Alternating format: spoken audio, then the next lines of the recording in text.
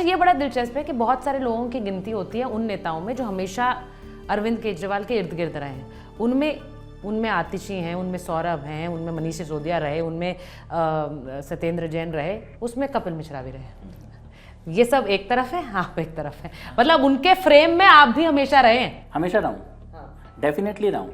और इसीलिए मैं ये बात कहता हूँ कि ये शायद वो फ्रेम बना रहे थे, आप फ्रेम तोड़ रहे थे। मैं तोड़ नहीं रहा था, मैं ये देख रहा था कि वो फ्रेम आपने जो कह के बनाया था उस फ्रेम में सोनिया फिट नहीं हो सकती थी, उस फ्रेम में लालू नहीं होने चाहिए थे, उसमें मुलायम नहीं होने, उसमें अखिलेश नहीं हो सकते थे, उसमें ए राजा की पार्टी के डीएमके के लोग नहीं हो सकते थे, उसमें शरद पवार नहीं हो सकते थे।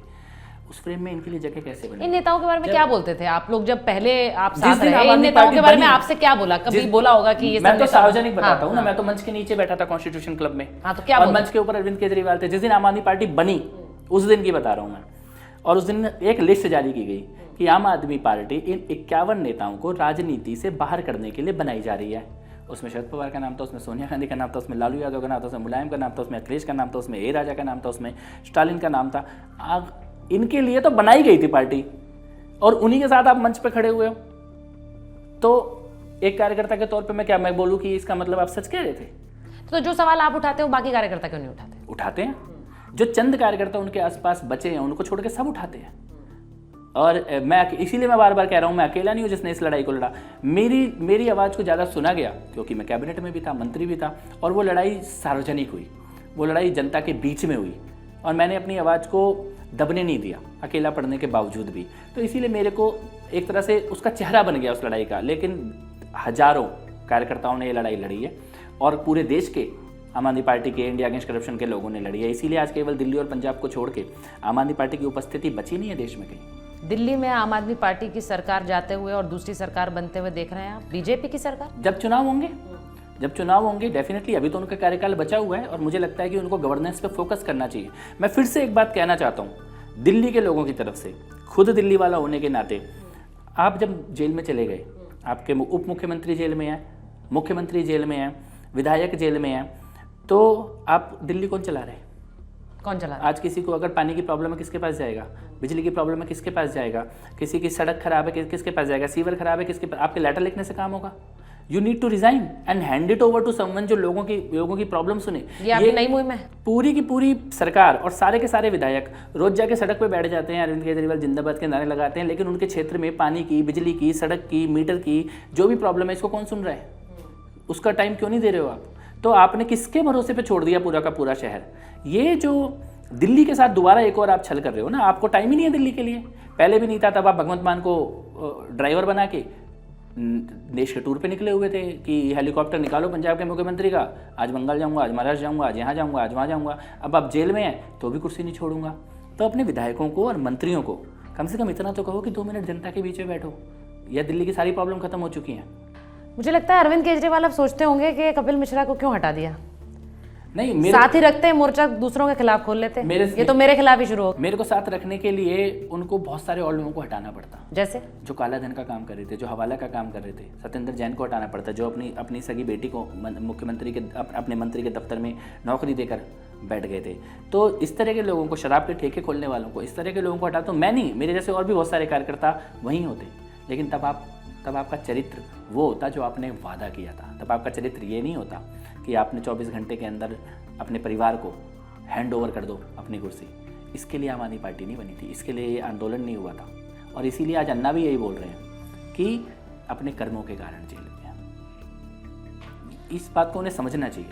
वो पहले कहते रहे कि एजेंसीज काम नहीं करती हैं, और काम करती तो ये नेता सलाखों के पीछे होते हैं। अब वो कह रहे हैं कि ईडी सीबीआई मुझे दे दो, अगर दे दोगे तो मैं बहुत सारी चीजें ठीक कर दूंगा। लेकिन जो कर रहे हैं अभी, जो हो रहा है, ईडी सीबीआई भी तो यही कह रही है अरविंद केजरीवाल हमें दे दो। तो वो भी यही बोल रहे हैं ईडी सीबीआई मुझे दे दो। ईडी सीबीआई भी यही कह रही है कि अरविंद केजरीवाल हमें दे दो। तो एक को तो मिलना ही है, मिल गया। अब देखते हैं वो क्या जवाब देंगे। लेकिन परीक्षा है उनकी परीक्षा है। जब आपने इतनी बड़ी बड़ी बातें की थी, फर्स्ट रेजिग्नेशन, देन इन्वेस्टिगेशन, और इस्तीफा जूते की नोक पे लेके चलता हूँ, और ये कर दूंगा, वो कर दूंगा, तो राजनीति में नेताओं के ऊपर आरोप लगते ही कुर्सी छोड़ देनी चाहिए। तो आज आप अपनी कही बातों को तो कम से कम जियो।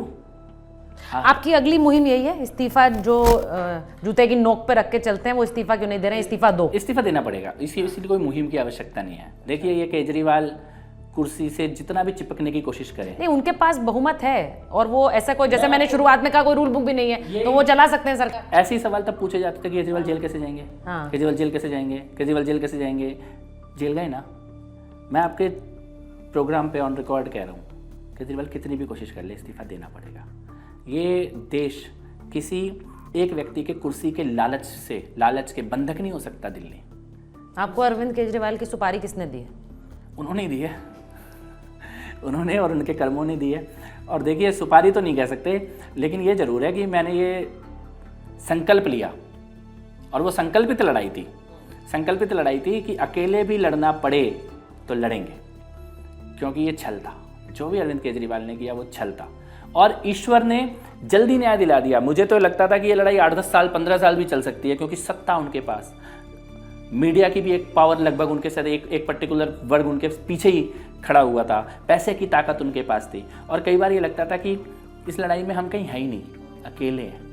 लेकिन 6 साल के अंदर सब निपट गया। क्या कपिल मिश्रा खुद को दिल्ली का मुख्यमंत्री देखते हैं? नहीं, बिल्कुल भी नहीं देखता। सवाल ही नहीं है, प्रश्न ही नहीं है। नहीं, जो सीधे दिल्ली के मुख्यमंत्री पर हमला बोलते हैं, फिर उनको भी लगता है आपकी भी तो महत्वाकांक्षा होगी। नहीं, मेरी क्यों? मेरी महत्वाकांक्षा पूरी हो गई। अच्छा, यही मेरी महत्वाकांक्षा पूरी हो गई। मैं एक संतुष्ट व्यक्ति हूँ। मेरे को ये था कि जिसने छल किया, पाप किया, धोखा किया, चोरी की, वो जेल में होना चाहिए। वो बंधु बांधव समेत सकुटुंब, सपरिवार, सगैंग अपनी नियति को प्राप्त हो रहे हैं। तो मैं संतुष्ट व्यक्ति हूँ। दिल्ली में 7 लोकसभा सीटें हैं बीजेपी के पास रही। इस कार्रवाई के बाद अगर वो सीटें हाथ से निकलती हैं, अगर आम आदमी पार्टी दिल्ली में सीटें निकालती हैं, तो अपने विचार बदलेंगे? कैसे निकालेगी?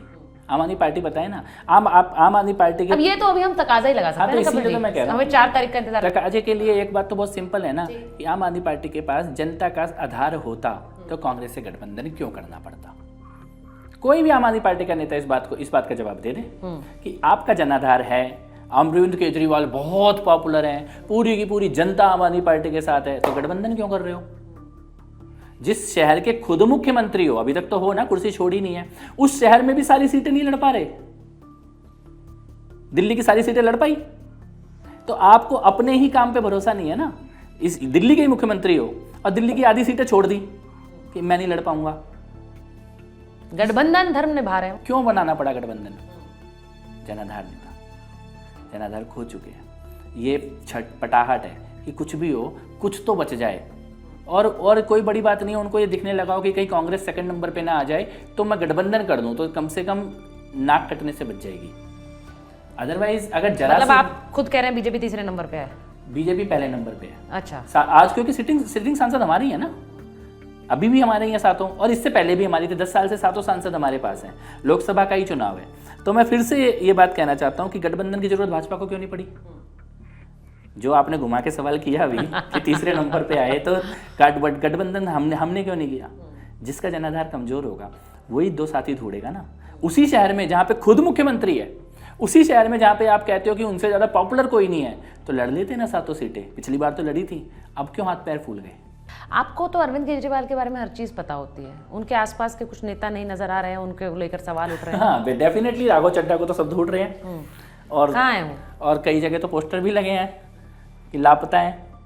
अब उन्हें दिखना बंद हो गया है, या आंखों का इलाज है, या ऐसा कौन सा इलाज है जो दिल्ली की इंटरनेशनल वर्ल्ड क्लास मोहल्ला क्लिनिकों में होना बंद हो गया था, जिसके लिए आपने न्यूयॉर्क टाइम्स में भी एक फर्जी खबरें छपवाने की कोशिश की थी। या दिल्ली के वो सारे बड़े बड़े अस्पताल जिनके दावे अरविंद केजरीवाल और मनीष सिसोदिया करते थे, वहाँ पे आंखों की ऐसी कौन सी बीमारी है जिसका इलाज नहीं होता, और राघव चड्ढा को लंदन जाना पड़ा और आना भूल गए।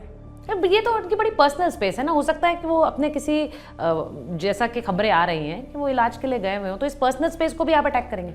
नहीं, मैं तो अटैक ही नहीं कर रहा। मैं तो ये कह रहा हूँ कि ईश्वर करे कि वो वापस आए, फरार ना हो गए हो, भाग ना गए हो, शरण ना ले ले। तो आज तो भगोड़े दिख रहे हैं, और आज तो लोग ये बात बोल रहे हैं कि वो गायब हैं। अरविंद केजरीवाल की गिरफ्तारी हुई, केजरीवाल जेल गए, अब तो तिहाड़ भी चले गए, लेकिन राघव चड्ढा जी नहीं है। मैं शुभकामनाएं देता हूँ। नहीं तो वो जो आपके अंदर के सूत्र हैं जो आपको हर चीज बताते हैं पार्टी में, तो वो क्या बता रहे हैं मैं कहता हूँ कि मैं शुभकामनाएं देता हूँ कि उनकी आंखें ठीक हो जाएं, खुल जाएं, सामान्य विश्व को वो अपनी आंखों से अच्छे से देखने लगें और वापस आएं, सांसद की अपनी जिम्मेदारी को निभाएं। लेकिन आशंका है कि वो फरार है और फरारी जैसा व्यवहार है। वापस आएंगे तो स्वागत है, आना भी चाहिए। आज तो नज़र नहीं आ रहे, आंखें उनकी खराब हुई हैं लेकिन दिख किसी को नहीं रहे।